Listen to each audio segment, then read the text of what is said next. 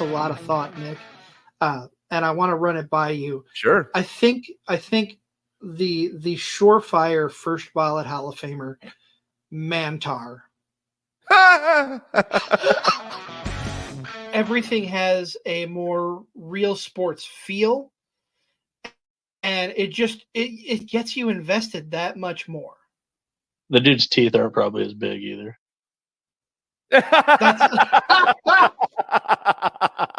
gives it more of a big fight feel. It makes it feel more real. If that glass shatters, I won't be ashamed. There will be happy man tears streaming down my face. Just the goosebumps will be bumped out. I'll hold my arm out like The Rock so you can see my goosebumps. And I'll have happy man tears coming down my face if that glass shatters. Oh, my goodness.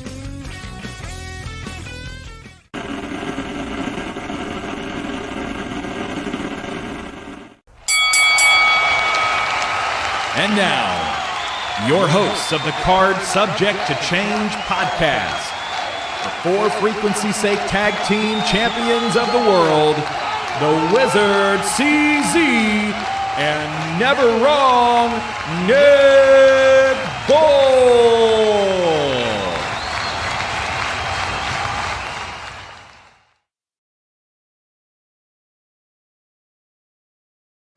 Hello and welcome to a special edition of Card Subject to Change.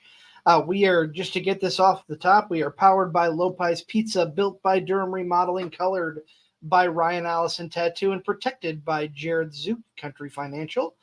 As you can see if you're watching live, there's a different face in the studio today. My normal tag team partner, Mr. Nick Bull, is on assignment elsewhere.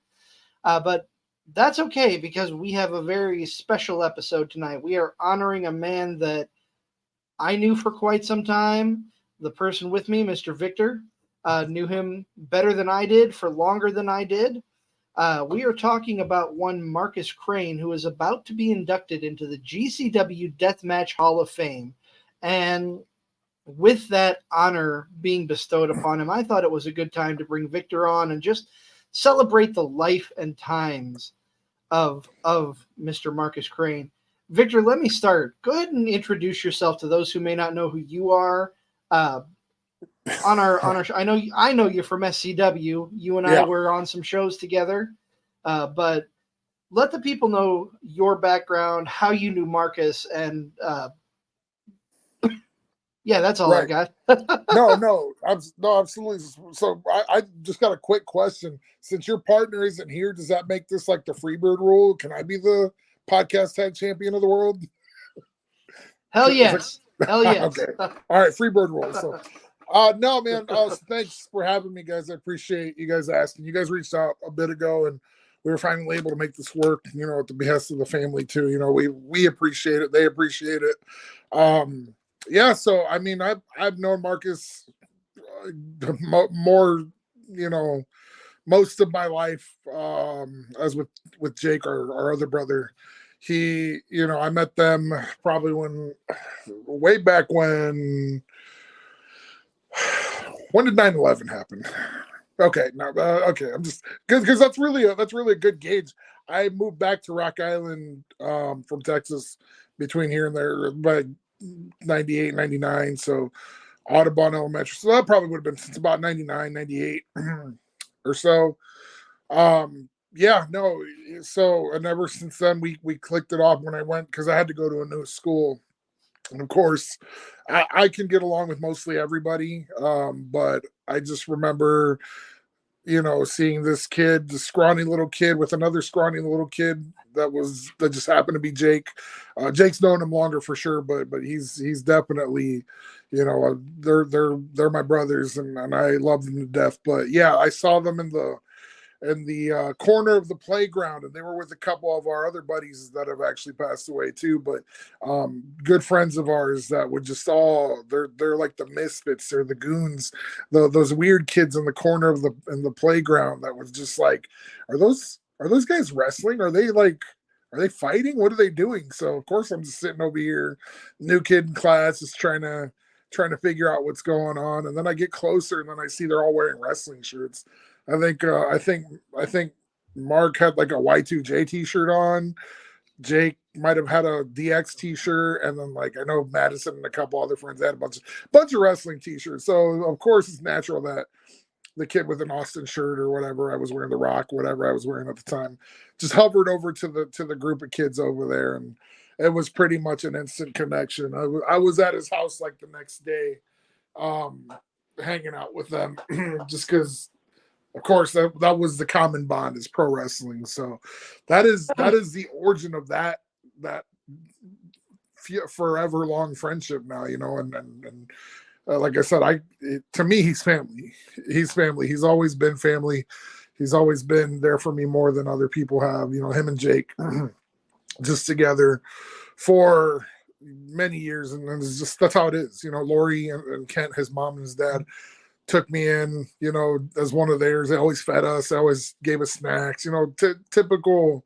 We were just another kid in the house, you know, and on top of the sister, they're living with them too. You know, she became our sister. So it was just like all one big unified. Jake and Mark, yeah, of course they were already in that zone, but it didn't take very long for me to kind of get used to the lifestyle and the friendship that they had. So I was very proud to become part of the family, you know. So you look at the three of us, I think I didn't send that one, but you would never think, who the fuck are these guys? Oh, I'm sorry, can we cuss?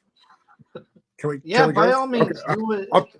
I'll try not to, but yeah, who would look who would look at us and be like, you know, who are these guys? They're not family. No, we were family. And you know, like I said, it all started just because some weird kids wrestling in the corner, and you know, our love of wrestling. So yeah, and that was 90, like I said, I think 99, I believe. So right before we got to junior high. I wasn't trying to make a joke about 9/11. I was actually just trying to, when was it? Because we're getting so old now, man. We've been around for, and you know, on top of that, we've known each other for quite a while, because you were there at Marcus's like early SCW days, right? Yeah, that's where I met him. I'm going to go way back and talk about Pro Wrestling Next. Hey, there you go. When there was a big rift between SCW and Pro Wrestling Next, my most prominent memory of Mark is when there was a show in the Bloomington Normal area. It was when SCW had kind of faded away into what was Pro Wrestling Next. Right. Hunter, I won't mention his last name. If you know, you know, was running shows. He wanted me to ring announce down in Bloomington Normal, and I told him, I said, I'd love to, but I got to get gas money because I'm not going to make it home if I don't. So my biggest memory is driving home that night, having not gotten paid, with Mark sitting next to me, both of us kind of biting our nails, hoping we're going to make it back to the Quad Cities on the little fumes I had in the tank. Right. Yeah.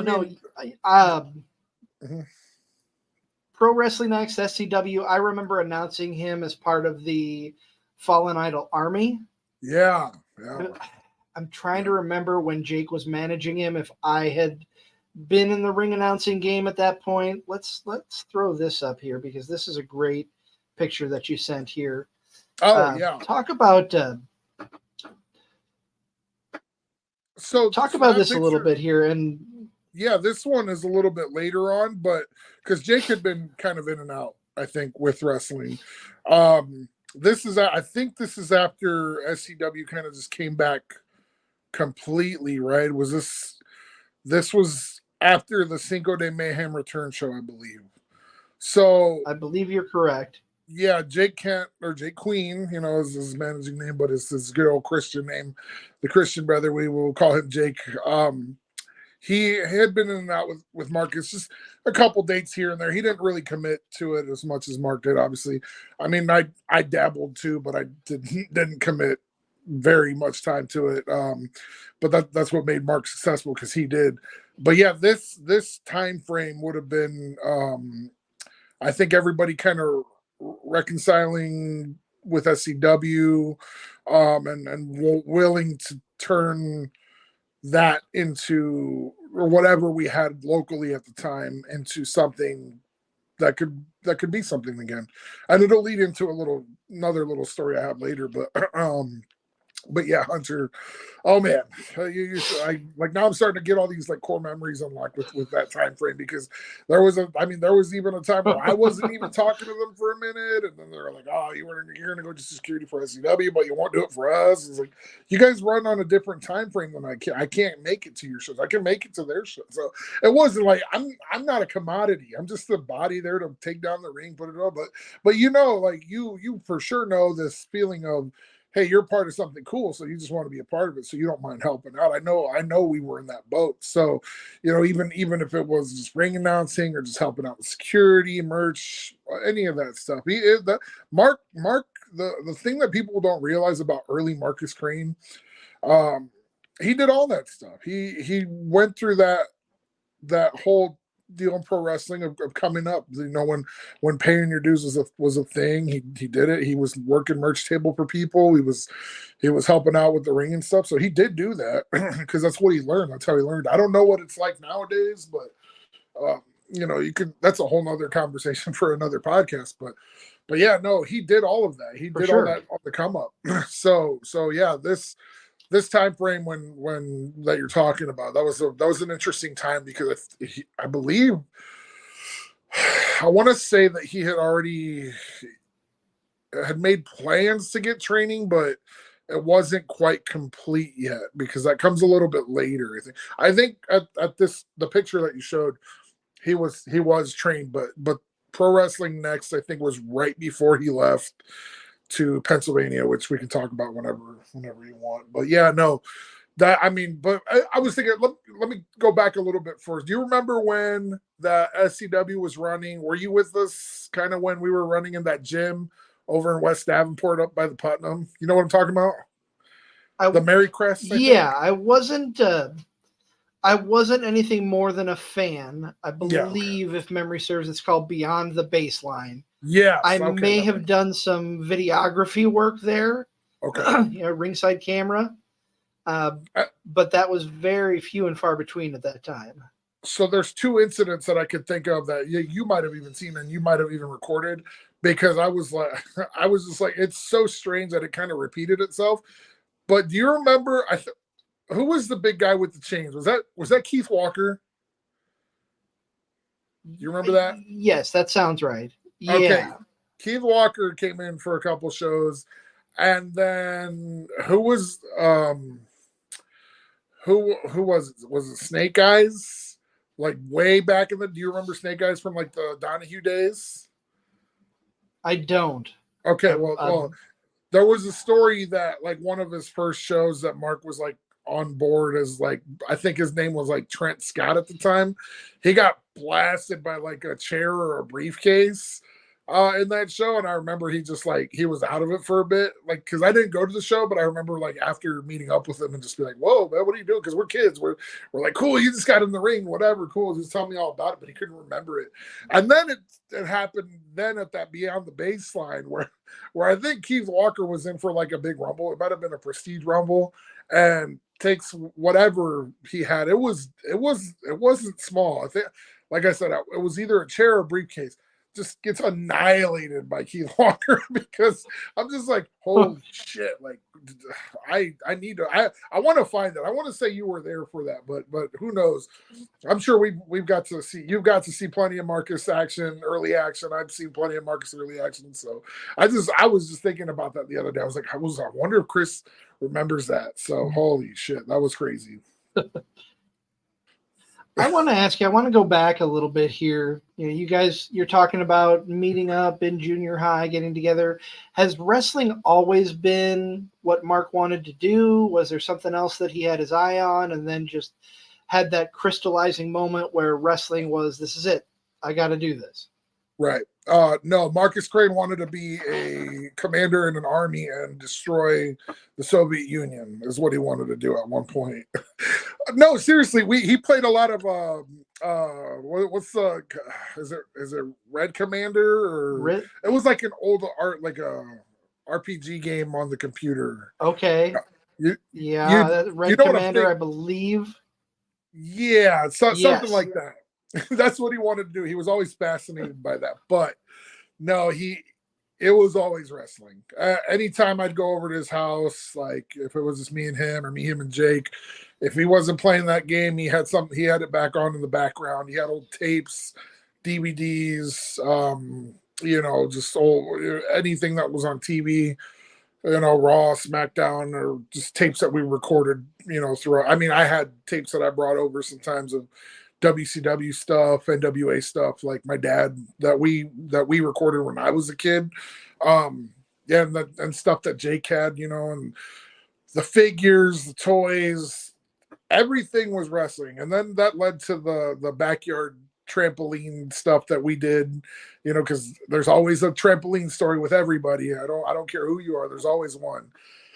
But yeah, no, it was always there. He was always very passionate about it. He was always a fan.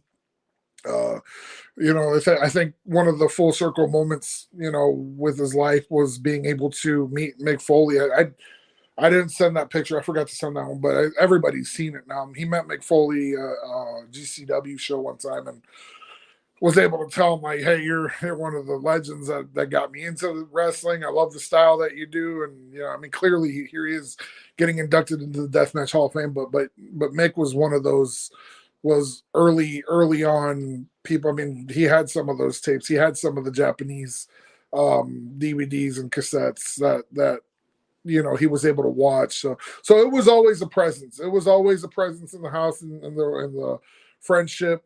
I mean, that's how we discovered, SCW and IWA No Limits, or NWA No Limits. Is it the one that ran in the Masonic Temple and all that? Mm-hmm. Okay. Yes. Yeah. So that's how we really got into it. I think when we saw, and I'm like not name dropping or anything, but like when we saw CM Punk, when we saw, a flyer that said AJ Styles is going to be there, and we, who these other people, Abyss, we were like, yo, those are people that are on other tapes that we have. Like, let's go check them out. Like, AJ Styles is just starting to come on up. And we went to one show. I think it was supposed to be, it was at the, so let me see. We went to the Masonic Temple show in like November of 2000 or something like that. I have the flyer for it somewhere.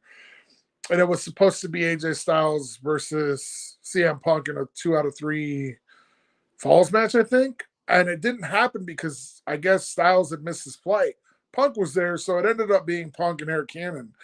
It was a hell of a show. I think that's where we got to meet Chandler McClure and Abyss and Daisy Hayes,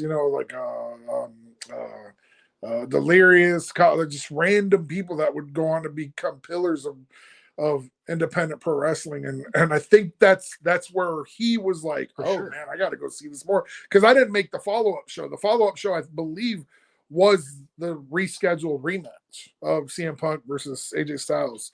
So we've seen like the who's who of wrestling come through because of, going to these shows. And then we discovered SCW and all that stuff. So it's always been a presence, and it evolved.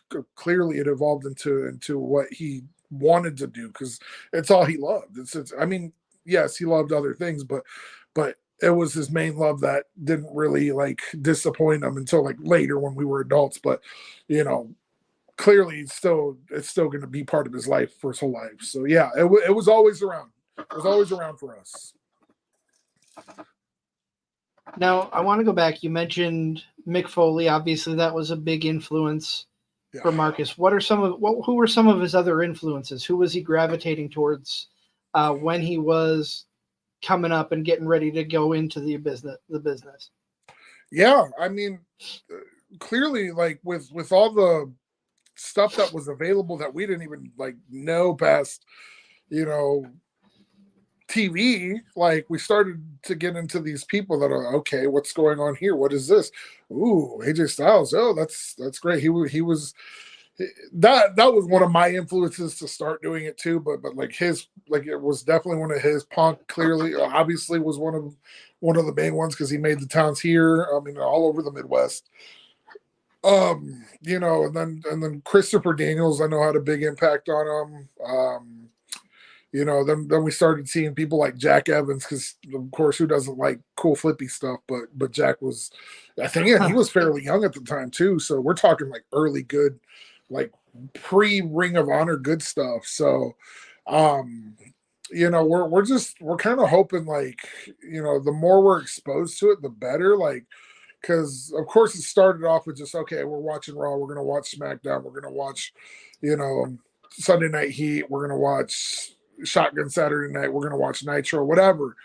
But then as we got older, the things that started giving them the itch of going to these shows and you know, places that were close by, we were able to kind of be exposed to that, you know, that early 2000s independent scene, which built what wrestling is now. I mean, look at some of the names. I mean, we can jump a little bit into the future with you know, with like the people that we've seen. Like, you know, you're talking about like the TPIs, like the early TPIs when Claudio and Quackenbush and Daniels and Amazing Red and you know, Youth Suicide and stuff like that. Like, we're talking like the who's who of people. Those are the people that we're receiving on the come up.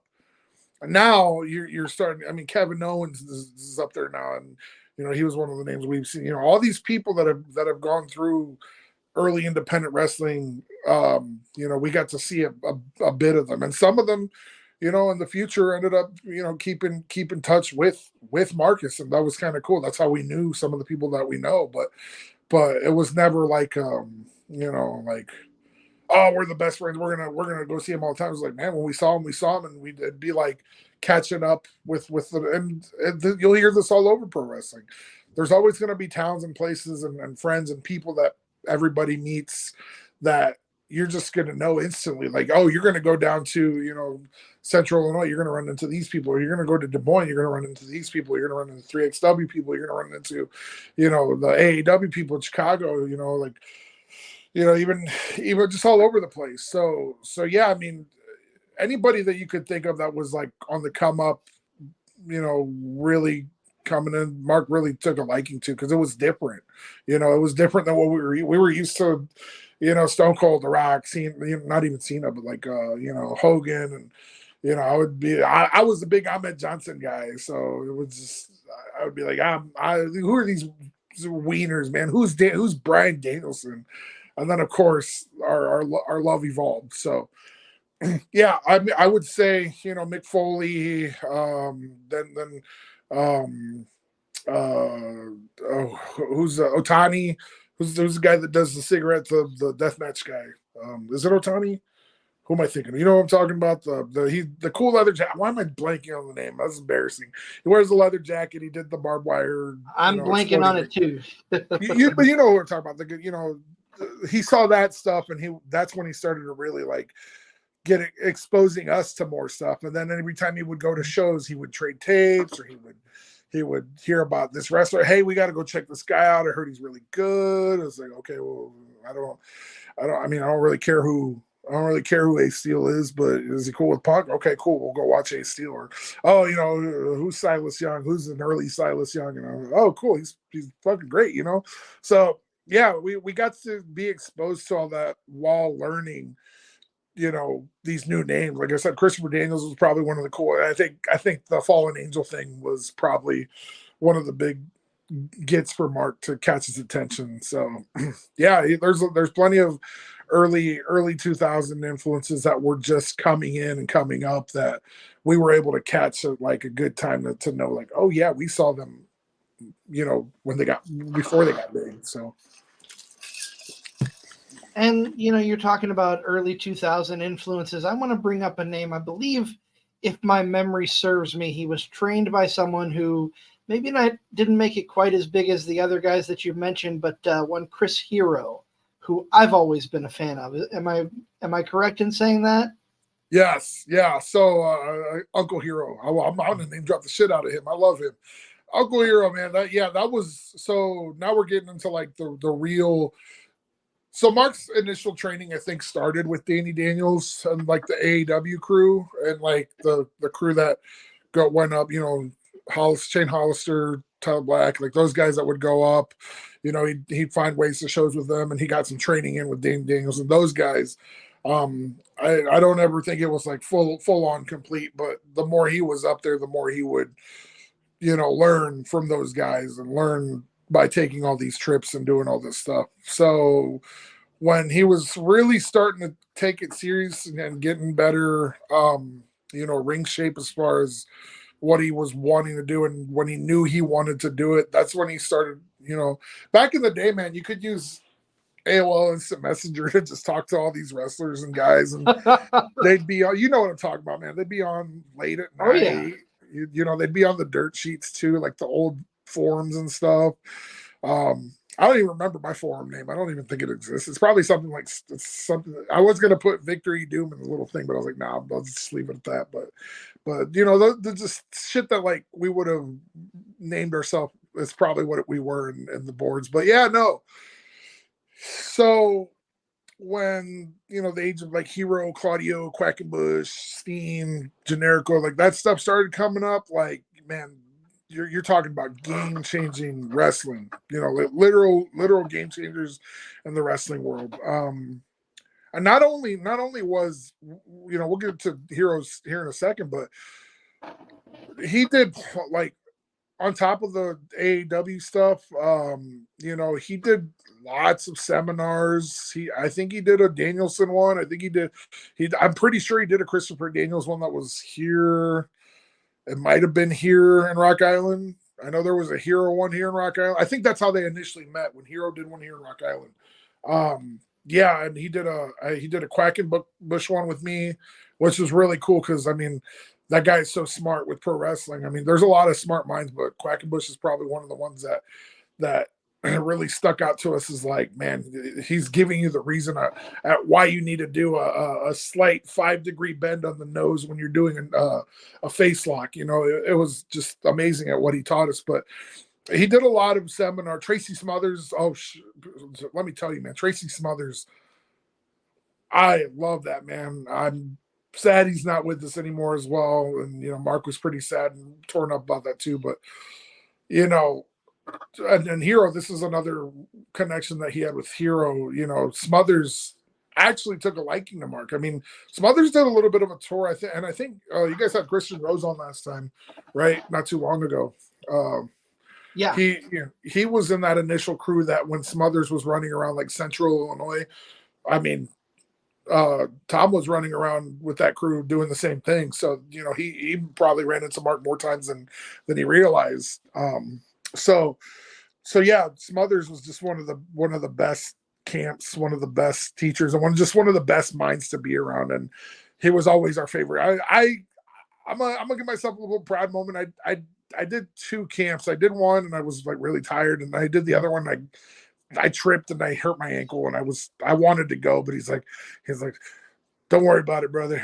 You better keep yourself. He's like, you're a big guy. I need you to keep yourself in health. So if you're hurt, you're hurt. Don't worry about it. I was like, he understood, but I didn't want to give up on that camp. But he knew. Right. He even knew himself.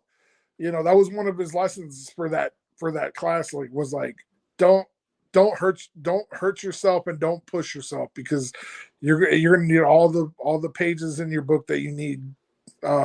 You're gonna need to keep them. So I was, Tracy was a great one to learn from, and that's, like I said, that was one of the key things that kind of helped Mark build his relationship with Chris. And like I said, it was one of those things where he would message him.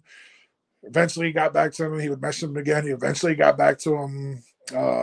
Then they started talking. And when he would come through, we'd try to see where he'd be at. Mark would definitely try to make those more than I did, just as far as like, the guy's like, during his come up, he's huge. He's everywhere, right? He's all over the world. He's all over, Ring of Honor. He's, doing all this stuff. So when I had discussed Mark, because there was even a point where we had discussed going down to get trained. I think the Dudleys had opened a school, and we were kind of like interested in that, but we were like, I wasn't ready like to commit just yet, and I wasn't sure that was the path. I love wrestling, don't get me wrong, and I wish I would have took a bigger gamble on it, but it's just something that I couldn't commit. And wrestling is something you have to commit full time to, like as much time as you can. So Marcus, being the kind of person that he is with his love and dedication, and when he really wants to put his effort into something, he will. He started making these conversations, these friends, these places and stuff, so he would be able to get some time in the ring here, some time in the ring there, whatever. So when the hero thing came up, of course there were people that were like, "No, this motherfucker, like, he's just full of shit." I mean, I knew he was talking to him, and he could give him some phone calls, and we would see him at shows and stuff. But him, like I said, Mark made more shows than I did, and running, "Hey man, I saw Hero tonight," and he asked how you're doing, and talked some more, and he's out. I think he was out in Pennsylvania at the time, because I think he was helping Delirious with the Ring of Honor school, I think. For over there in the East Coast. So when he kind of came to us about like finishing his training and really, taking that initiative to kind of evolve himself, the hero conversation I think came into play. So again, whatever they talked about, that's cool. I just figured, he's just like, he's a really cool dude. He just talks to everybody when he can. He's a busy guy, so whatever. But he was out, having good conversation with Mark, giving him some good advice. I think one of the pieces of advice was stay at your mom's house as long as you can, so you can save up money to get trained, or save up money to get a car, to make the towns and stuff like that. And in a nice, loving way, not like a take advantage of your mom. No, it's like just do what you got to do to get yourself prepared for that stuff. So I think, like I said, whenever he had this conversation with him, I think it became into like, hey, I would like to finish my training, and he kind of went on from there, and he finally just up and said, hey, you know what, I'm gonna go finish in Pennsylvania with Hero. And we're like, yeah, okay. He just left one day. We're like, oh, you were serious? He's like, no, what the fuck you think? I'm trying to become a wrestler. So yeah, I mean, I think I was looking at it earlier because he had sent me a message about something that he had said to a magazine right after Mark passed. He he was just reminiscing about how ambitious he was, and how he wanted to do all this cool stuff, and he was full of the energy that he needed to be, and that he just needed to kind of slow down, react, stuff that we knew about Marcus, like seeing him in ring, because Mark's very quick. Some people said, oh, who the hell is this spaz, whenever they'd watch him wrestle. Very quick, very agile, kind of sloppy a little bit when he's really quick. But one of the things that was helpful with the hero thing, that he slowed down and cared more about the psychology of wrestling, and just the true art of it, instead of just doing all these moves. Yeah, cool, doing all the flipping moves is cool and whatnot, but you're telling a story in front of people. You're performing an art piece of art for people. So Secrets of the Ring was for sure in our library.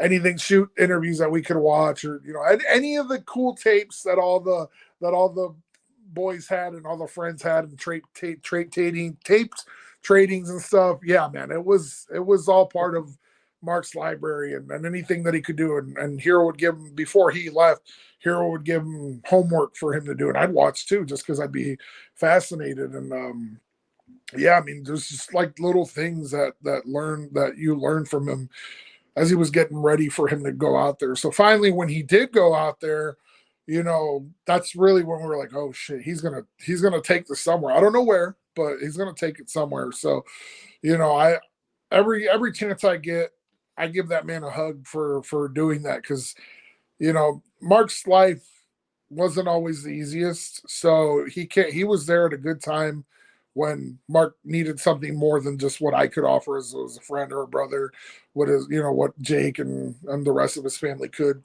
just because he was really wanting to pursue something that wasn't, what's the word, wasn't regular, right? Pro wrestling isn't regular to a family that wants you to do good. Excuse me, that wants you to do good in life. That's not regular, but there's a market for it, and there is a place for it for people that have drive, and that drive was Marcus going to Pennsylvania and trying to hammer out some training with Hero. So he would tell me, man, Hero would not, he'd be relentless with them, but that's just the way he is. He's an intense guy when it comes to the ring. He's very smart. He's intense. He's smart about conserving energy, doing the most with the less, but also doing the most with the most. Like, that is why he's one of the best, one of the best in the world, one of the best minds. He's literally a wrestling genius. He's not lying when he says that. So, for him to open up his mind and his house and, his place residence, and you could imagine that there was some other bodies staying there too, like that's how I became friends with Kingston. That's how I became, that's how I kind of knew Claudio, and then just a couple of the other guys that would swing in and out. Like it was funny because he knew I was a big Eddie Kingston fan, and like he's like, yo man, Kingston's up here, he's hanging out with us tonight, like, are you jealous? I'm like, yeah, I am. You'd be like, yeah, blah, blah. So he's like, don't worry, I got you something next time that I'll see you. So I was like, oh, okay, whatever, cool, man. I'm glad you're enjoying it, good, whatever. So he was out there for a while, and then just, when I think there was a point, like, not like a good amount of time after that, I think there wasn't any more that Hero wasn't, was going to be able to teach him other than having him go out and experience things. So he made his way back this way eventually, with the knowledge that he had and the training that he had and the stamp of approval that he had. Cause that's a big stamp, like, shit, you went out to go train with Chris Hero. All right, let's see what you got, So yeah, that was it's cool. I still keep in touch with them. I just, like I said, I messaged him the other day, just reminiscing. He always likes this, he sometimes he'll just pop in and then check in on me, and I'm so thankful for him and all that. So I know he's a busy guy. But yeah, no, I forever have love for him. He's always welcome in my household and in any capacity. He's, again, wrestling genius. Like, during some of the COVID stuff, I know he wasn't doing much, but he started doing like a recording and a podcast where he was just like, we're going to go over this match and we're going to see this. I was like, dude, you need to continue to do that all the time, please. Cause I could sit there and listen to him for hours. I can listen, anybody could, really. And he will dissect everything with you and for you and give you an explanation as to why you shouldn't put it in your arsenal, what you should do, maybe even give you a suggestion on who to watch other than who you like. Like, okay, you might like this guy, but you might want to go see this. You want to, you might like a Paul London and a Brian Kendrick, but you need to go watch Kwee and his other partner, in WCW, and see why they were better and almost faster than those. So yeah, man, he was a pivotal part of Mark's coming up in the wrestling business, and I know they had, there was, like, I don't want to say losing touch, but there was just a small spot where they had, I think he went to Japan and did another tour there and all that stuff. So, but yeah, no, he had always checked in with Marcus, and he'd always checked in with me. And then after his passing, like I said, he's just been so cool. Anytime he comes to the Midwest, I try to come see him. And so, just a quick side story. I'm in, I think it was, something was happening across the street from All In or All Out, one of the years at the United Center, a couple, like last year, 2 years ago. I get a call, and it's Hero, but it's a video call. And I'm like, oh, cool. He's right across the street. Maybe I'll try to go see him. I answer the phone, again, thinking it's Chris Hero. And it's fucking Stevie Mo. I don't know if you know who Stevie Mo is, but yeah. I'm like, Absolutely, what? I know who Stevie Mo is. Yeah, so you'd imagine how fucking like confused I was because he's like, of course he's got a beer in his hand. He's like, "Oh Vic, I'm here with your boy, man. I bet you didn't expect to see me." I was like, "No, I sure the hell didn't." So, and Hero's just Wait, laughing his Stevie ass Mo off. had a beer in his hand? Right? Surprising. So no, he just Hero's laughing his ass off, and it was a good time. And I was just like, "Oh, cool." So. Yeah, so that was ridiculous. That was something only Stevie Mo would do, but yeah, no, Hero's an excellent person. He's like I said, anytime you can watch any of his stuff or learn from him or read from him, please do. It's always good stuff. So he's a good. I think his, I don't know if you can see it up there. I think his figure is back here somewhere. So it's Cassius Ono figure. So um, yeah, no, Yeah. he's excellent. So good dude. Well, Victor, we're going to take a quick time out. I got to Yeah. pay dues to our sponsors. Yeah, But bills, I know man. you sent a couple more pictures I want to look at and Sure. talk a little bit more about Marcus. We'll be right back though. Cool, man. Football season may be over, but for frequency's sake still has you covered for all your sporting needs. Tune in every Sunday when the best professional wrestling podcast around, Cards Subject to Change, gets you caught up on everything inside the ropes. They won't miss a count with weekly analysis and interviews. More into auto racing? We've got a double dose for you on the track. Tune in to Fast Money with Rod Villagomez each week and win some money with the quickest bets in all of sports. Want more insight from Pit Row? Check out the Green, White, and Checkered podcast where they give their insight on everything happening on and off the track. Need your basketball fix? Points in the Paint has you covered with live shows every other week looking at everything in the association. Backed by popular demand, we have the return of The Payoff Pitch, FFSQC's baseball show, covering you on news around the MLB. If you're missing football, don't fret. Mark and Dan still have you covered in the football lounge. Missing Joe Winkle? Probably not, but he's still here talking sports on Educated Ignorance. Football season might be over, but we've still got you covered. For frequency's sake, you know what we mean. For Frequency's Sake is brought to you by Durham Remodeling, serving the Quad City area's remodeling and repair needs since 1973. Clint's Draft House, grab a bite and a pint. 7th Street Moline. Lopez, New York-style pizza served up by the slice or pie, Davenport. Lifted Energy, energy drinks, coffee, donuts, and more. #GetLifted. Atomic Sports Cards and Collectibles. Sports cards and memorabilia, vintage clothing, hats, pennants, and more. Ryan Allison Tattoo. Step into the vibrant world of tattoos with Ryan Allison. And A Cut Above, offering quality custom woodwork designed specifically around our customers. Welcome back to the show. Now, Victor, I see you've made a little bit of a costume change, and I'm glad you brought that out. I'm going to let you just go and tell the story behind the mask. Yeah. So this mask, this is not his Japanese one. His Japanese one, I believe, is in Japan with his right shield. I think this was the stateside one. Let me think about that one because so Adam Ziegler, he's a friend of ours, friend of the best friend, one of the good friends of wrestling. He even had his little run as Noctis as well. He actually decided to give up wrestling as far as like performing. He decided to chase his main love, which was I believe like visual effects, practical effects and stuff like that. So he went to Tom Savini's school out in Pennsylvania as well. So yeah, Adam Ziegler, let me tell you, man, that guy, one of the best brothers that you could possibly have. I mean, the man again. Okay, so let me point out this little. I see you. I know I have all these little letters here, right? So, and I'm gonna explain that too. So, Nick Manawa is pro wrestling's best friend, right? Are you familiar with Nick Manawa? Vaguely.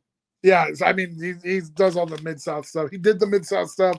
Now he kind of helps out with GCW and all the, Kentuckiana stuff and whatnot. So he's pro wrestling's best friend, right? So good brother. I asked him. I met him through Marcus as well. So and I remember just just having a good time when we met him and his now wife, Jess. Sweet peas, just awesome people.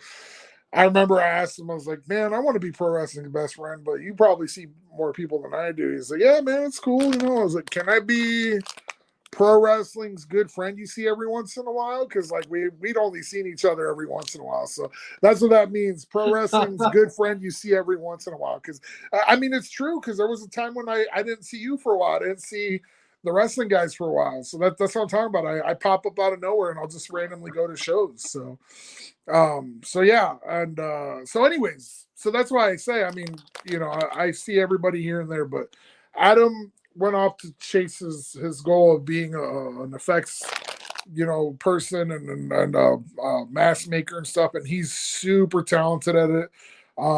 I don't remember what the handle is on Instagram, but if you look him up, he's one of our mutual friends. He's a great dude. If I can find his tag later, I'll message it to you or whatever. But he ended up so Mark reached out to him to get this mask made. I'm Sweet Tooth, right? So it's kind of Sweet Tooth inspired from Twisted Metal. And he had always loved that character. He always loved the mask. So when he had this vision in his mind and evolving his character into this Markus Crane character, this kind of was birthed from that. So in essence became the face, not the mask that he wore. This was his face, the whole story, the lore of how psychotic he is, because he's mentally imbalanced and he just wants to cause pain to everybody. So this is Markus Crane. The person's underneath was the person with the mask. So, but no, I mean, it was just what he created and went along with, and it was badass. I mean, it's cool as hell. I wish this was a Japanese one, but this is the one that he wore here in stateside. I'll show you this. This is, I think the eye is still, the Japanese eye is green, so I think that's the one that's over there. But this was his little I don't know, almost like wrestling buddy that he had made a couple years ago. There was a very limited run because he wasn't sure if people would buy it. I was like, dude, I want like 5 of them. So no, I didn't get any of the 5, but I do remember when he got these, he's like, what do you want? I'm gonna give you a choice. You want the first one or you want a certain number? I was thinking about 23 because I know you love Jordan. I was like, yeah, man, let's go with 23. So I will say I don't know who has it.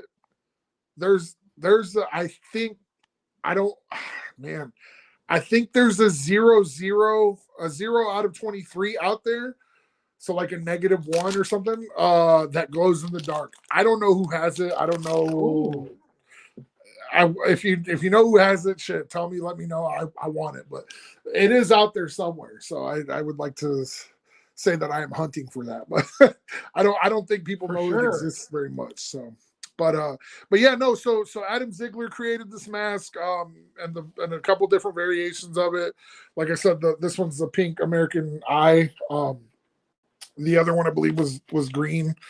He had a couple different ones, but when he passed, there was obviously had a lot of stuff kind of just lingering around, but his masks were here. Some of his masks were here. So this one and the one that I gave back to Adam are the only ones that I know that were left. I mean, maybe there's like 1 or 2 other ones.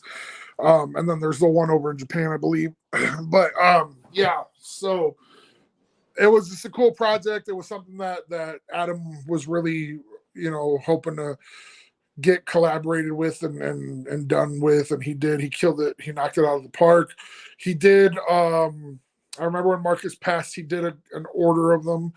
I think it was like the first 50 people that contacted him, and then he did one and he sold it. It was like a custom 1 of 1 maybe that he sold online before he did any of the custom orders.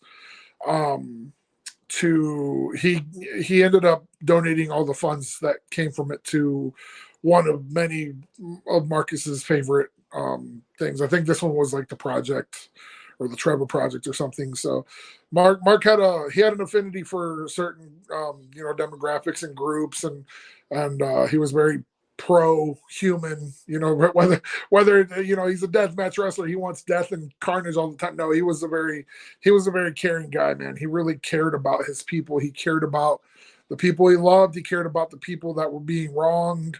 He cared about the people that that couldn't fend for themselves. He if he could, even if he was struggling, he would try to give the shirt off his back if he could. But he was in that boat. He was in that boat.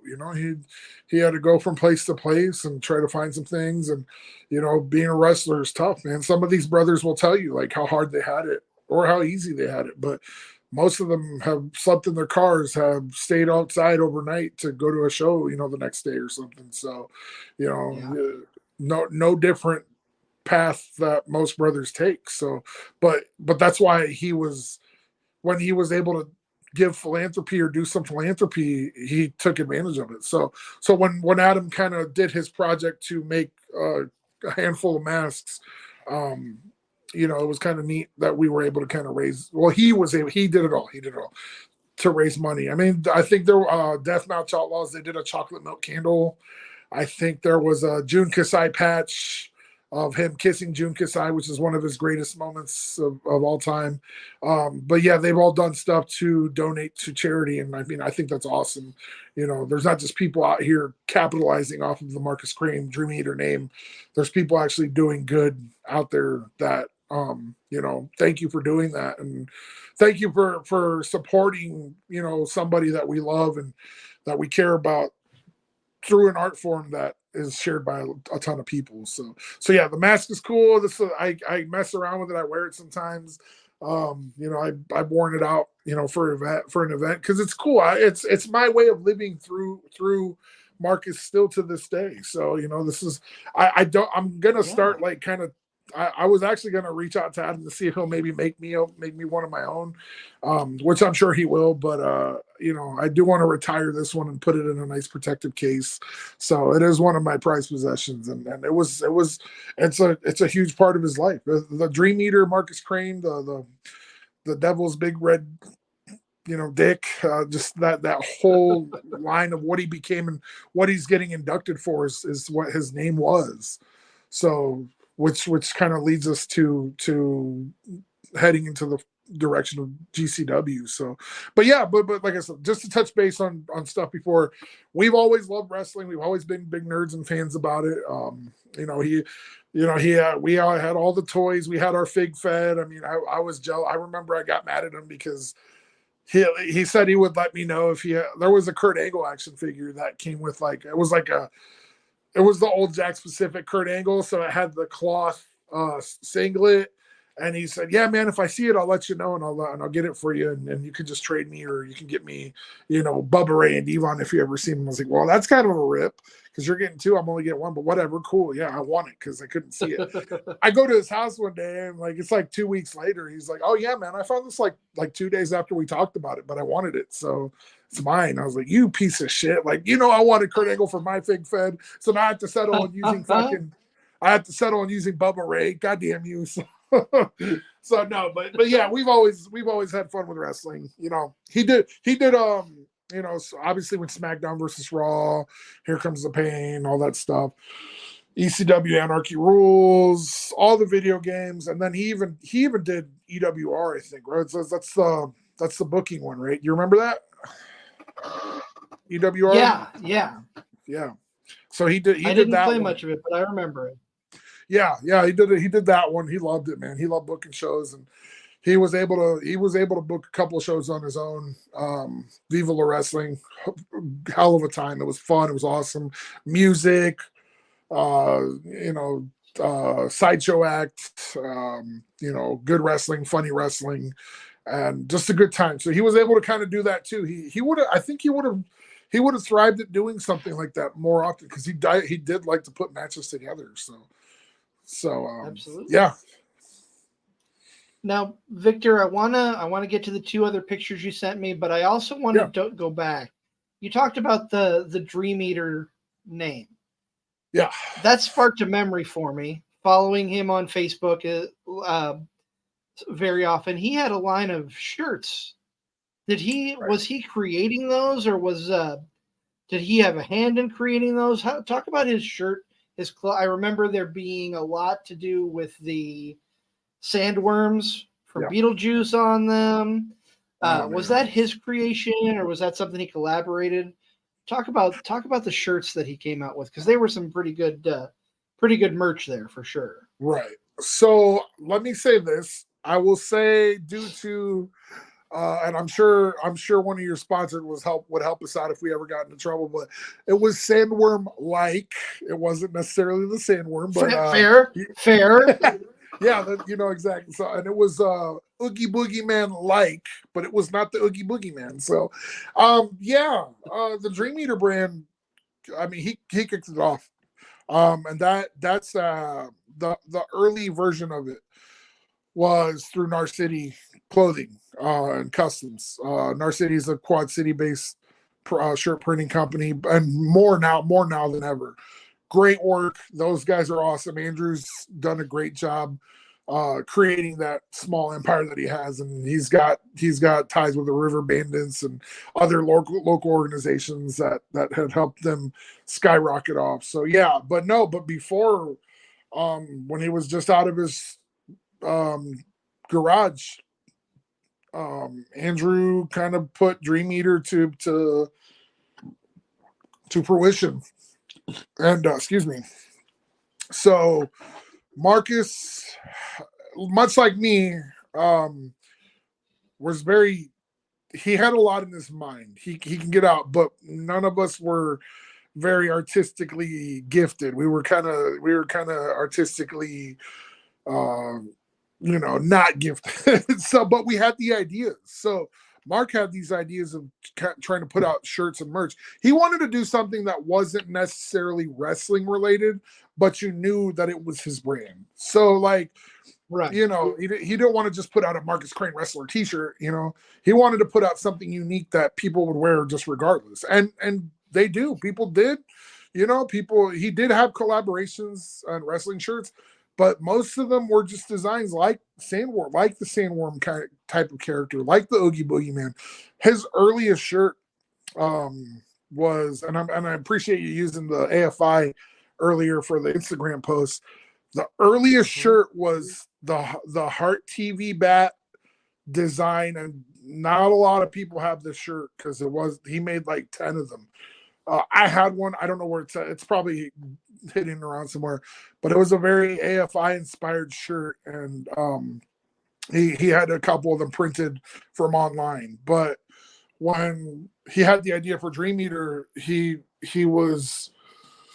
Man, he had this notebook. He had everything down. He had what he needed, shirt sizes. He had, how much he should get of this. I mean, obviously, with learning on how to carry merch and all that stuff, he eventually got it down to a science. But I mean, people were buying it, man. People were selling it out. People were asking for it, asking for different variations and stuff. I mean, I would have the later stuff is a different story. The newer stuff that you see out there. I'm not gonna say it's not Dream Eater, but it is. It's more of what's the word? It's more of like a just kind of like stuff that it was from his mind, but it's not the original line of this cool stuff. He also had when Pokemon Go got really big, he capitalized off that and made Dream Eater versions of the three birds, but it wasn't that. It was Pokemon Go-esque style shirts. Right. So he did capitalize off it. I mean, he knew what to do because people were buying it. So, but the newer stuff isn't. It's more like, okay, this is in honor of him. It's a memory. It's a memory that we have. It's still. I don't know much about it. My choice is not to. But again, that's for the family to talk about. They deal with all that stuff.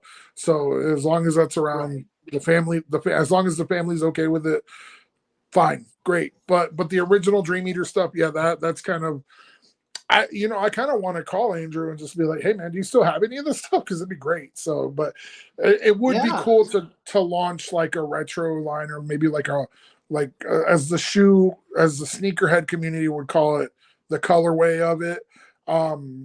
But that won't happen without the family's okay. So, I will say this for the Markus Crane fans and for the people that the family thinks about the fans, and they think about the people that want to continue on the legacy. Like we're forever thankful that he met the people that he did, and that he befriended all the people that he did. We're super thankful for all of those people. We're super thankful that they bought the merch, that they still buy some of the merch. They want to do something. I will say this: they want to do something in the future that would maybe be along the lines of those colorways, or offering some sort of cool Markus Crane shirt with an incentive of charity.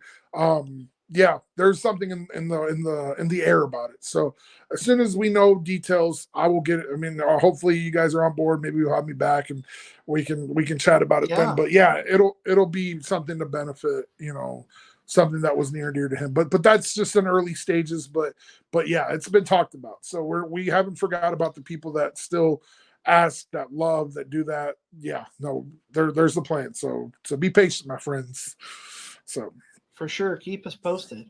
Yeah. Before we get to what's going to be the main event of the episode, and that's talking about his induction into the Deathmatch Hall of Fame, I want to go to the pictures that you sent me. There's two more. Yeah. I'm going to bring them up one at a time and just let you tell the story. Right. Okay. So this picture, that's a personal picture. That's one that Chris Hero sent me. I believe that's Dreamwave. I was at the show. It was fun. It was amazing. This was not Marcus's first encounter with Big Leon. SCW had brought him in a couple times. Man, Vader was a big Markus guy. he loved Mark for some reason. In the match that they had at SCW and the match they had in Dreamwave, he was telling us like, oh man, he wanted to do these spots. He was like, you should do this, and he should like, hey, let me do this to you, and let me like, of course, Mark is just like, he's like all fucking ears, because he's like, I'll do whatever the fuck this guy wants me to do. This was a picture that Hero had sent me, just a candid, picture of like them talking, them going over some things, because Hero, of course, this is a dear friend, but he loves moments like this where he sees students learning and continuing to explore the game. This is a genuine conversation of Mark discussing the match with oh, sorry, are we breaking kayfabe? My bad, man. I'm sorry. They're shooting the shit, man. What? No, but seriously, this is a very candid moment that warmed my heart when he sent it to me. He's like Mark, if anything, is a persistent learner when he wants to, and this was a prime example of that. So I appreciated him sending that to me. So that's a personal collection picture. I love it. Vader was a nice guy. He was a little weird with how there was a crazy merch thing that happened, and I was like, okay, whatever you want, whatever you say, man. But he was a good dude, man. There's a group picture I think that SEW shared a while back of everybody that was there that night, and Big Leon sitting on the chair. So that was a fun night. He's a fun guy. Unfortunately he passed away too, but that's a great picture. I loved it. That is one that only a couple people have seen. So I'm glad to have shared it tonight. I think Hero would definitely want to keep that memory alive by knowing that I shared that. So I appreciate him for that. They're just a bunch of like candid little moments between all these times. I mean, maybe at the end of the show I'll deep dive in. No, not too much, but I'll dive into maybe an incident or two. I think is Casey a thing on this show? Is that what it is? He's been brought up once or twice. Yeah, so I'm going to add to that because if there's Midwest wrestling around here, at some point Moondog / Casey / whatever else he went by, there's always going to be a story with him. But there is a funny story with him and Marcus that involves a plethora of things that we'll get to at the end. But yeah, no. Mark's always a student of the game, always watching matches, always keeping up to date on his friends' matches, watching all the events. If he couldn't make them, he would watch them. He hated to watch his stuff, but he would just to see, what he could do different. But he was always a supporter of his friends and his favorite people that he liked to watch. So he's a student of the game. He really was. Yeah. And I just want to throw out, if you are listening on audio platforms after the live, please, I urge you to go to our YouTube page so you can see the images that Victor and I are talking about. There's only a few of them, but they're still worth looking at. So please go to our YouTube page, like, share, subscribe. I'm done plugging it. I'm going to throw up the other picture, and this is probably my favorite of the three that you sent me, Victor. Yeah. Yep. There it is. You want to see pure joy and happiness, like legitimately, like firstborn child walking down the aisle, falling in love for the first time, finishing your master's degree, your doctorate, watching your kid graduate high school, watching your second, your third. I don't. Do you mind if I get personal, Chris? Like, about your family? Is that okay?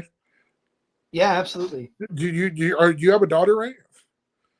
Yes. Yeah, like stuff that I can't explain.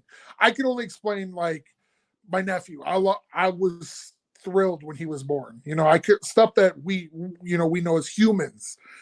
This picture is all of that combined, because what's going on right here, this is his Japan tour. Japan was his goal. That was his end all be all. I don't know if this is Karuken Hall. It might be.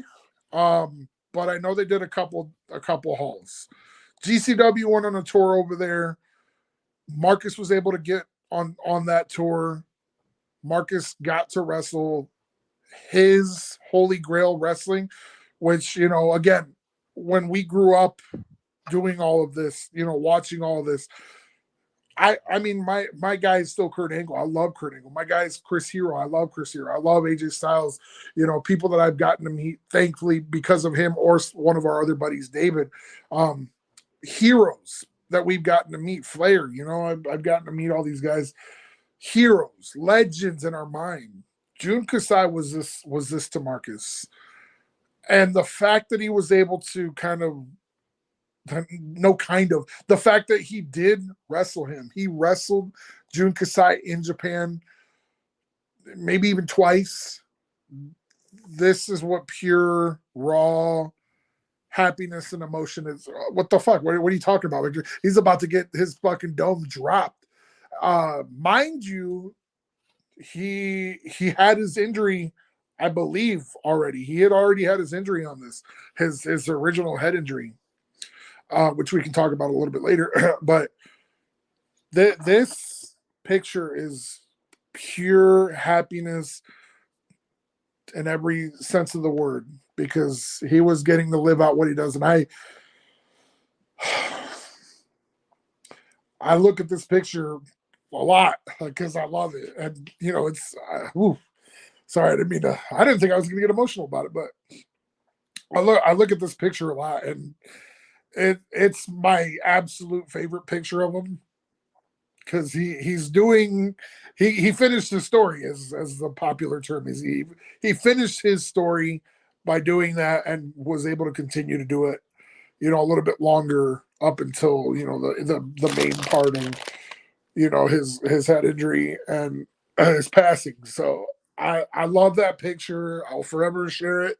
Anytime I see it, I will explain to people that, in every sense of the word, that is pure happiness at its best, because he's about to get dropped on his dome by one of his heroes. So yeah, pardon me for getting a little emotional, but it is. And I look at his face in that picture and I just see sheer elation. Yeah. You know, you can tell he is living the best moment of his life right there. Yeah, man. It is. It's you don't get a lot of those in life, man. I mean, if there's anything I can tell you from the last couple of years of not having my brother in this world, it's you don't get a lot of the good moments, man. But Marcus was lucky enough to get a lot in the short time he was here. And I mean, I'm sure, there's always the what ifs and, coulda, shoulda, wouldas, but I don't like to play off those because it's not realistic. Mark was always a realistic person. And, even in moments that were tough to him with certain friends losses and stuff, the world still turns. That's the thing. But we've been lucky enough, as with his family, with his friends, the people that still reach out, that check in. We've been lucky enough to have a lot of good moments with Marcus and then have those pop up. So we don't get them often, but with him we did, and we were happy to. And like I said, the kid went through a lot. He went through a lot in his life. Again, that could be a whole nother 2-3 hour podcast. I know we're running a little over, but we'll get to it. We'll get to it. I promise. But that could be a whole nother. We can go as long as we can go. Well, listen, if they're keeping it this long, I'm glad we're doing it. But like I said, plug the YouTube. I'm gonna rewatch this. I'm gonna show it to my friends. I'm gonna tell them to sit down when they get a minute.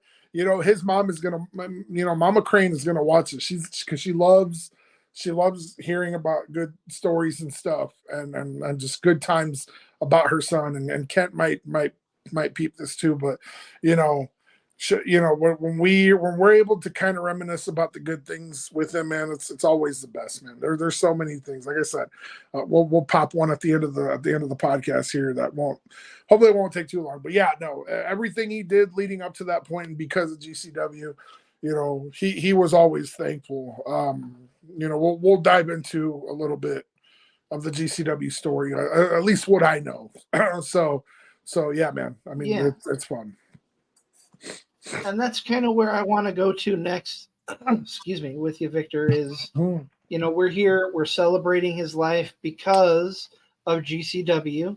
He is having the honor of being inducted into their Deathmatch Hall of Fame, which, first of all, no, I'm going to save that question. I do have a question in that regard because you would know it best. But talk about how he got into GCW and how all that came about. Yeah. GCW was interesting. I don't know like the full story. I know it's as easy as GCW has become one of the hottest commodities in pro wrestling. They're known mainly for their deathmatch stuff, but lately what Brett's doing over there and the people backstage are doing over there, having these, I mean, it's no secret. They have leeway with some people that come in, they're the AEW champion has showed up to GCW. He's shown up, Nick Gage has shown up on AEW television. Like, there's no secret that it was turning into something else. The early stages of what I know from the GCW experience with Mark is, it's typical. It's like, he did a lot of the Midwest stuff. He got some East Coast dates.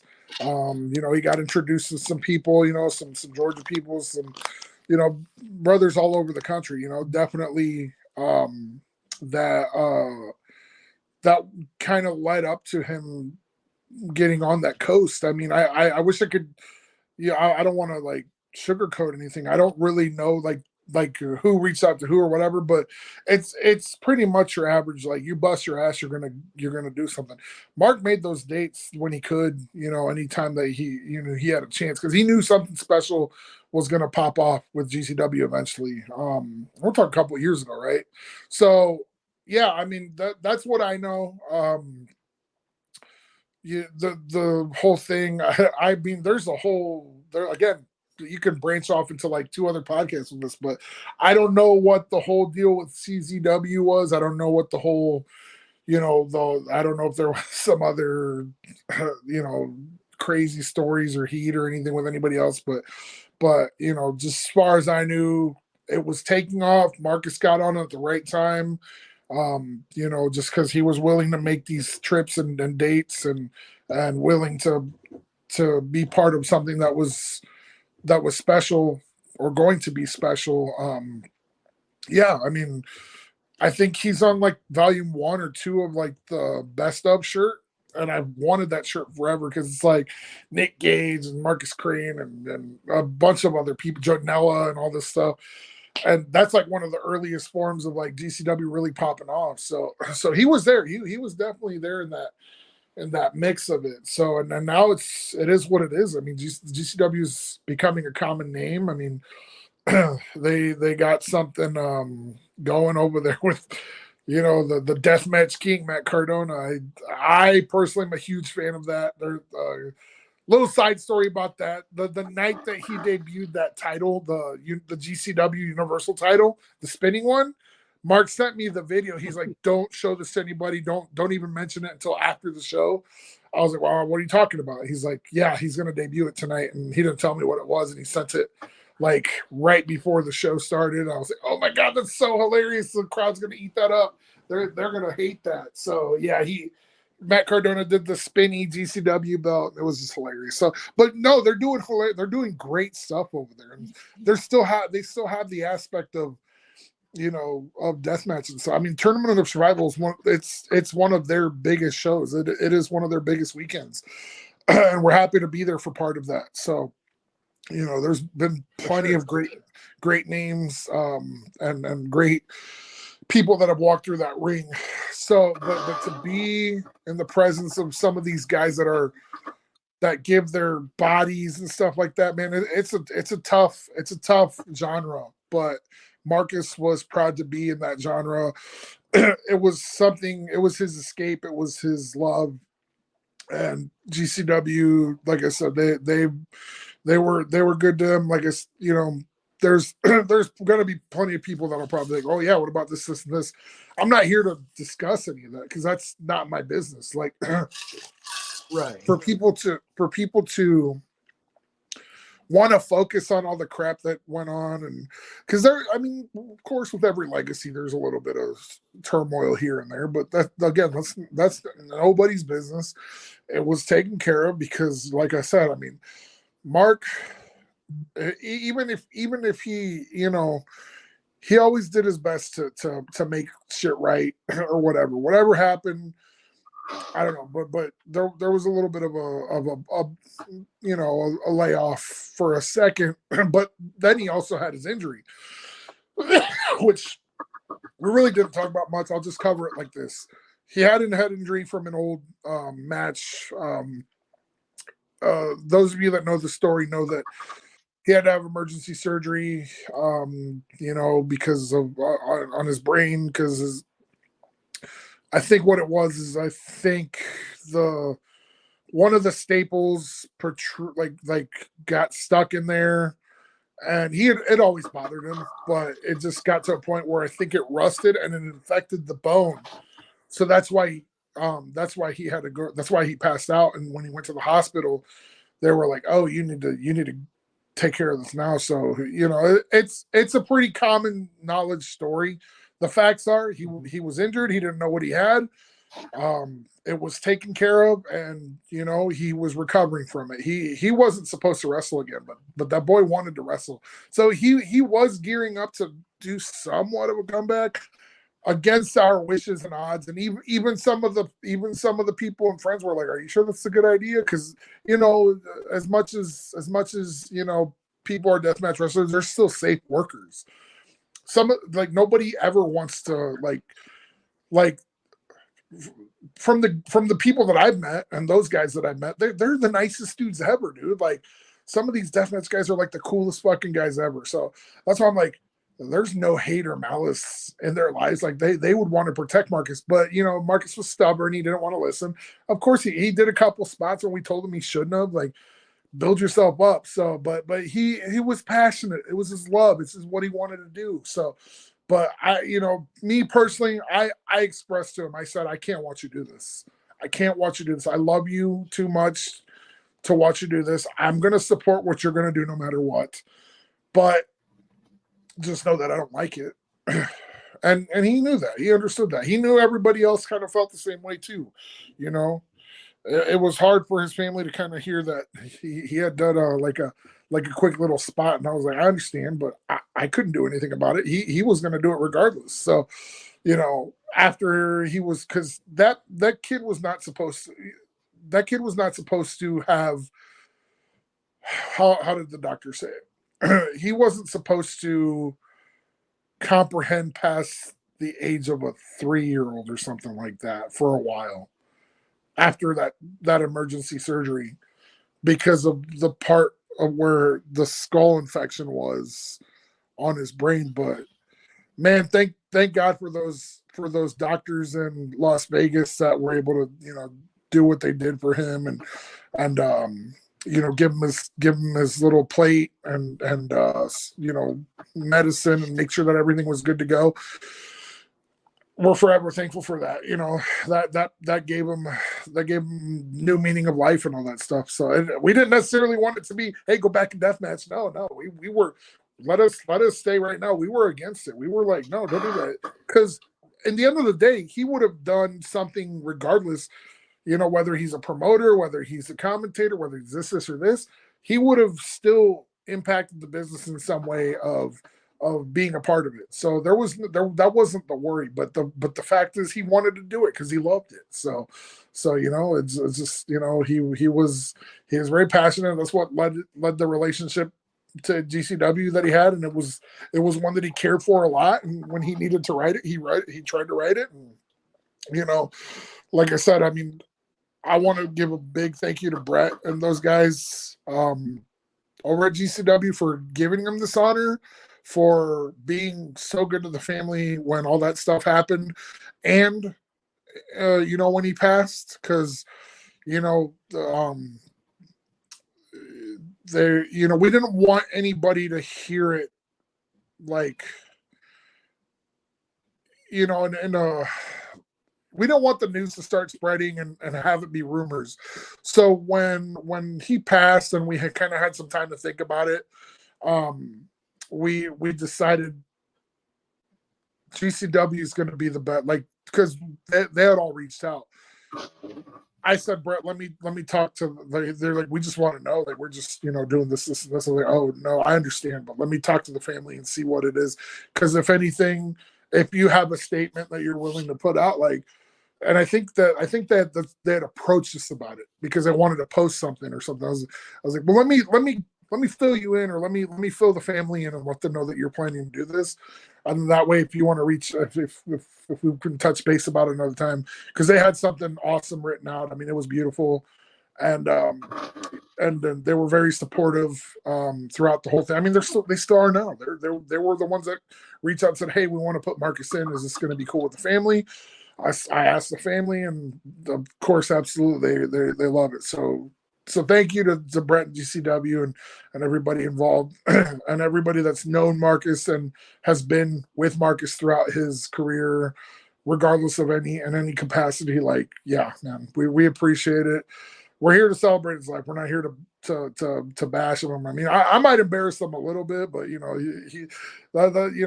he's. It's nothing. It's all in good fun, because being me and Jake, and his sisters Tiffany and Sam, we saw this kid grow up and accomplish things that we can't even do for our lives. His sister's a successful nurse, living her own life. His oldest sister is a beautiful mother with a great partner, and he's treats them well, and they got a great place, and that I would love to go visit again, because I want to fish on their pond. Lori and Kent, Kent's always traveling. Lori is just the sweetest. She wants the memory her son to be, as remembered as best as possible. And that's all we want to do. I mean, I think that's all what anybody wants to do. I mean, like I said, you can have the people that are going to say this, and this, but that doesn't matter. You hear it from who you hear it from. Anybody that knows us and the Pobans family and me and Jake, like, we will tell you the life that he lived wasn't always the most extravagant, but man, boy, did that kid live his life the way he wanted to. And, it is what it is. But GCW has been awesome about it. And, we hope to, I haven't announced, I mean, not that it's a big announcement, but I am actually going to Atlantic City. So I'll be there next weekend. And we'll see who pops in to induct him. So I know they always try to have a big moment with that. So we'll be there next week. Lori wish she could make it. She's got a lot going on. But Kent, his dad will be there. His sister will be there. And another good couple good buddies of ours will be there. So I'm happy to be there. I'm happy that they're taking care of it for us, and we'll be able to, celebrate with them and the fans. Those GCW fans are crazy, man. They're quite the crowd, and I love it. I love it. Anytime they come to Chicago, I try to make it. I think they're in Chicago this weekend, so I want to try to make it, but I'm saving my energy for Atlantic City for the induction. So yeah, they're a great crowd, man. They got a great show. They're always putting on shows. There's pretty much a show every weekend from here to July or August. Check them out, and hopefully, maybe we can even get a couple of the guys around here for some shows. But yeah, man, his relationship with them is everything that I've seen was just nothing but love. At the end of the day, everything is done out of love with Marcus, and GCW definitely reciprocated with that. Whether it was, just showing him love or giving him some tough love, or just being completely honest with them and just making sure that he was doing what he needed to do. Man, they're great. They're cool. That's all I can say about them, because that's what I've experienced. They were always cool to me. And they're very, their hospitality was great. It was always great. And man, I'm thankful for them. I'm thankful that Marcus was a big part of my life and our life. And even bridging the gap of people all over the place, man. I mean, Chris, I don't even think we would even know each other if we hadn't come across wrestling and just stuff that we love. So man, I appreciate you, man. I appreciate your podcast. Like I had to do my research. I did a little bit of watching of some episodes, and you guys got some good stuff, man. Don't let Christian Rose bully you guys, man. Don't let him coerce you into putting him on the show again. No, I'm just kidding. He was a good listen. I hope you guys do have him back on. King of the Valley, man. He's another one that was interesting. Had an interesting relationship with Marcus that they came up in a time together almost with. He might have talked about IWAU at some point, but yeah, there was some cross paths with that Valley crew and Markus Crane. So it's cool. It's cool that they're having the success that they have. And good for him, man. What is he, 480 some days now or something? Yeah, right around there. Yeah. So Victor, the question that I stopped myself from asking, you are probably going to be the best person to answer this. How would Mark feel about the honor that is being bestowed upon him by going into the Deathmatch Hall of Fame? And can you give us an idea of what his acceptance speech would be like if he were still with us? Yeah, he wouldn't like it. I don't think he'd like it. And not in a bad way. He was almost kind of humble about it sometimes, because he knew he was a big deal, but he didn't always. That wasn't him. He wasn't out there flaunting. He had his merch and he had his stuff and photos. Listen, the kid is huge in Mexico. He was big in Mexico for his little run that he had down there with those guys. It was pretty funny. He would tell me these stories. He's like, he hates that he can't speak Spanish because a couple, Robles is one of his good friends too. Mike Robles would say stuff in Spanish, and he'd be like, "Are you guys making fun of us? What are you doing? Are you talking shit?" Like, no, man. He'd always ask me, "Hey, what's Robles saying?" I'm like, "I don't know. I'm not there." So no, he was very humble, man. He loved meeting the fans. He loved me. He liked when he had kid fans, because it was like, man, it's just like, they get to see this cool stuff like we saw, and it's cool to be cool to the kids. But man, they loved him down in Mexico. Mark would have I feel that he would be very nervous talking up there. This kind of dives into like even after the injury, he recovered well, but there were still some things that he was nervous about with his public speaking and whatnot. But you couldn't tell. I could tell because I knew, but he did his best to go out there if he had some words to say, or he still did his whole Markus Crane thing. Yeah, he probably would have been like, "Nah, man, I don't deserve this. I'm a piece of shit, blah blah blah." No, but he would have he would have been humble about it. I know he would have.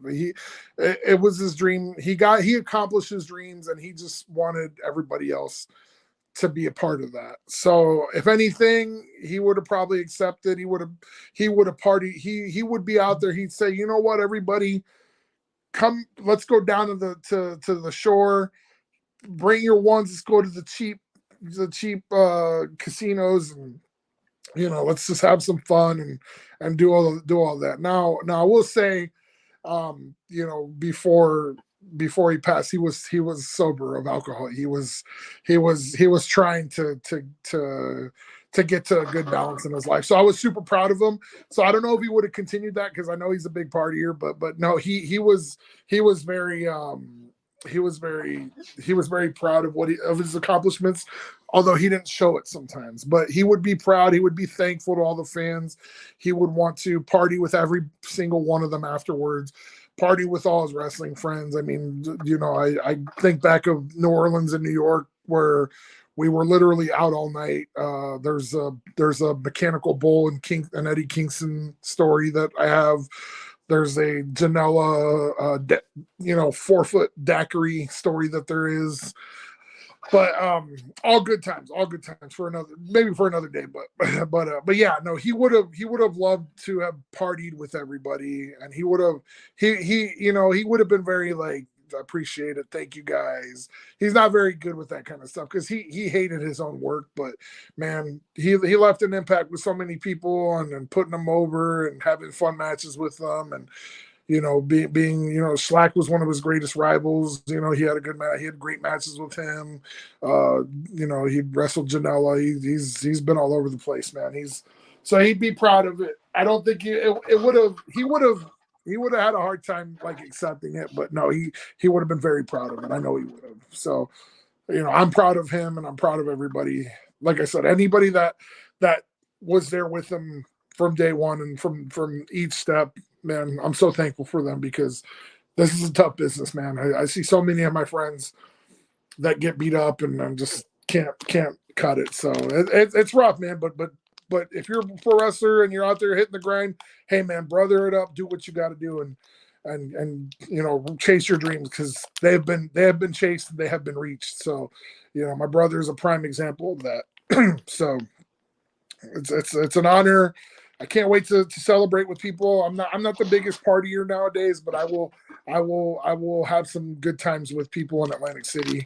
Some people I haven't seen in a while, so it'll be nice to see them again. I hope Tom Nunzio goes. He's one of the first people that Mark introduced me to when I went out to the East Coast. So I'm hoping to see Tom Nunzio. He's a good dude.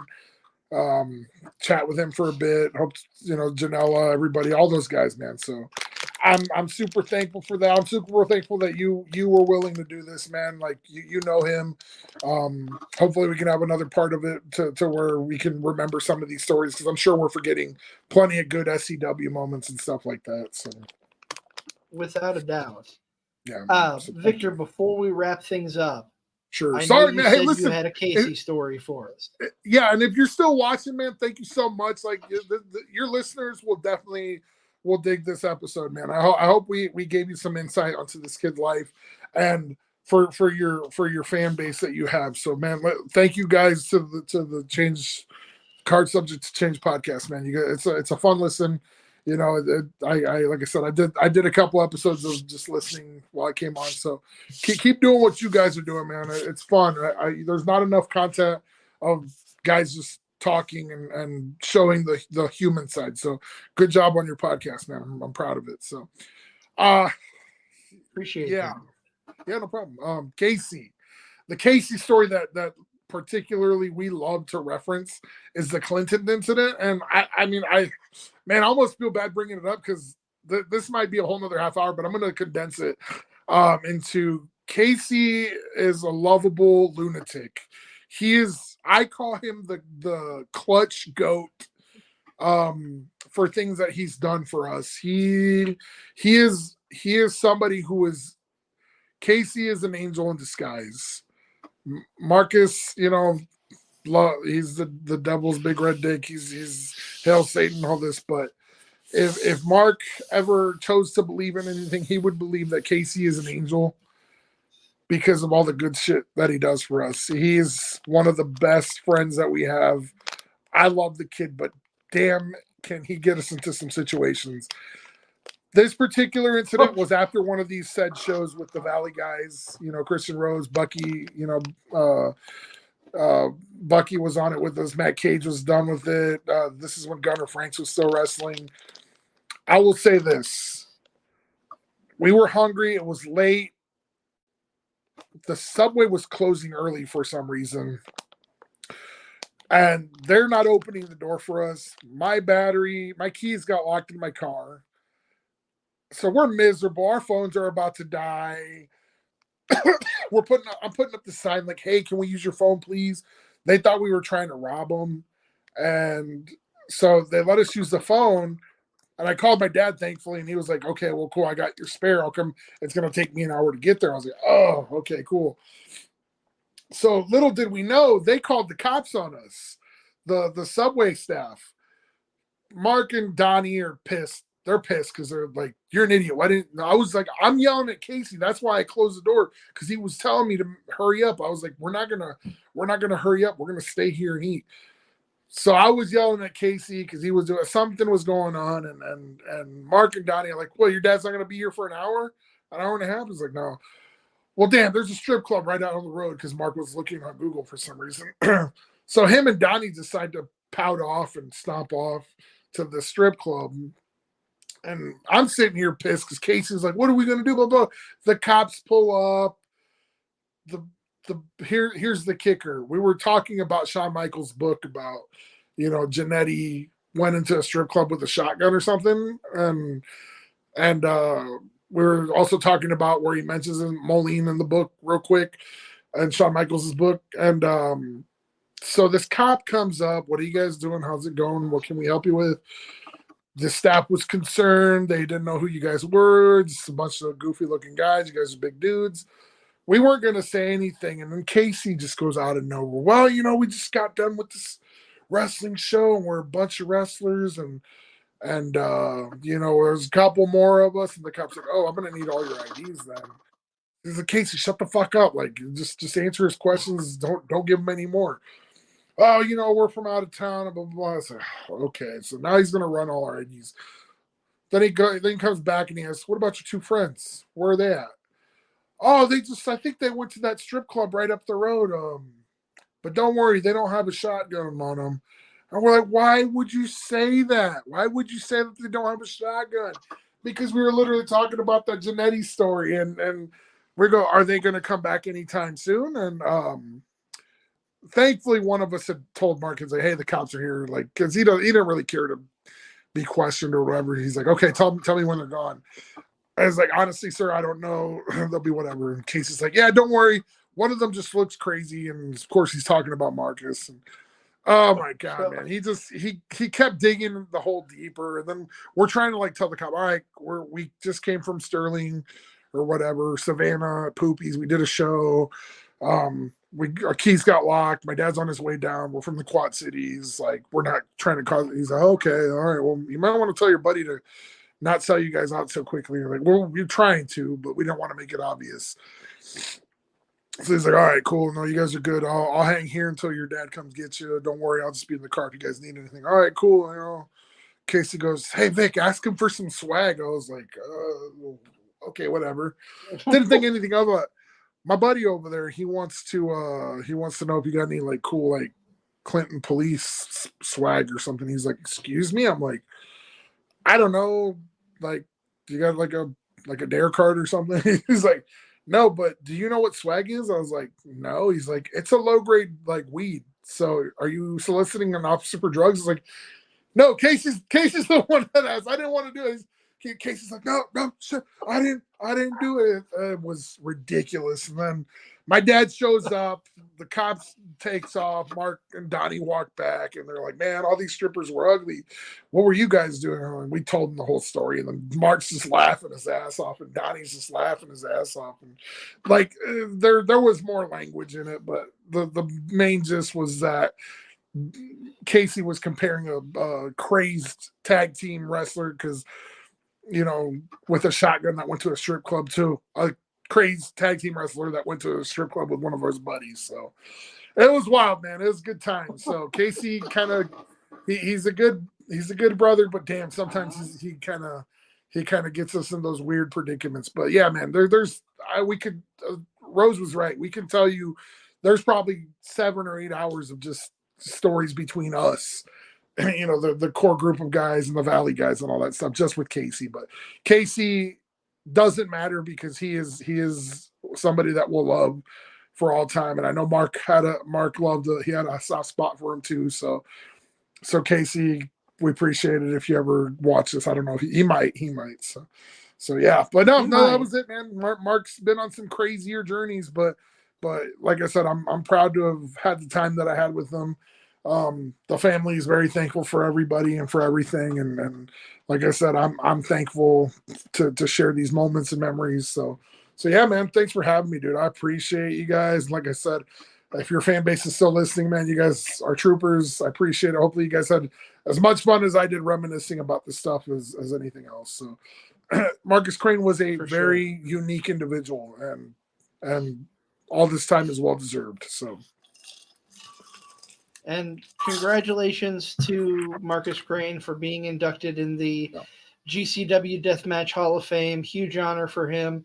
Victor, thank you very much for coming on. I appreciate you sharing the stories and the love, because I felt this, knowing Mark myself, I felt this needed to happen, and I appreciate you being able to come on with us for a little bit and just shoot the shit. Yeah, absolutely, man. Like I said, I mean, hey, listen, no gripe to your partner, but I'm kind of glad he was off, man. This was a little bit more of an intimate discussion of two people that knew a great person, a great talented wrestler that had plenty left if he had the chance. But life happens, and it's not fair sometimes. But we don't harp on that with this, because the main thing that Mark would want us to do is to not be sad about it. He'd want us to continue to go support his friends, wrestling shows, things that we love, music, anything that we would love. He'd want us to support it and be happy about it. So that's what I choose to do. I get sad about it, yeah, but I don't harp on it too long, because I know my brother loved me. I loved him. I love the Pobans family. They love me. They've accepted me. They've been such a part of our lives, and for me to call them a family, I'm forever thankful for that. And like I said, man, we appreciate you asking. We appreciate you having us. And yeah, man, Jersey City should be fun. I'm hoping that it'll be streamed on something. I think YouTube. I'll find out all the details if you want to pass that along. If you could, if not, personal stuff, we can all do that too. But yeah, man, feel free to watch it. It's next week. It's going to be on a little late. I think it's 10 p.m. that time, so it might be like 9 or Central Time. So yeah, 9. Guys, I'll post all the links. And stuff, so. Yeah, when you find out where that's streaming, let us know. We'll pass that on for sure. Yeah, man. Yeah, for sure. Well, that is that is going to wrap up tonight's special edition of Card Subject to Change. Just to give you a little bit of a preview, we've got a double shot weekend with both King and Queen of the Ring and AEW's Double or Nothing. We'll be reviewing King of the Ring Saturday following the show, and Double or Nothing. It's Memorial Day Monday, so nobody's working. We'll be reviewing that at noon. We'll be working on the Card Subject to Change podcast. Thank you so much for listening. We are powered by Lopez Pizza, built by Durham Remodeling, colored by Ryan Allison Tattoo, and of course protected by Jared Zook Financial. We will see you next time right here on Card Subject to Change.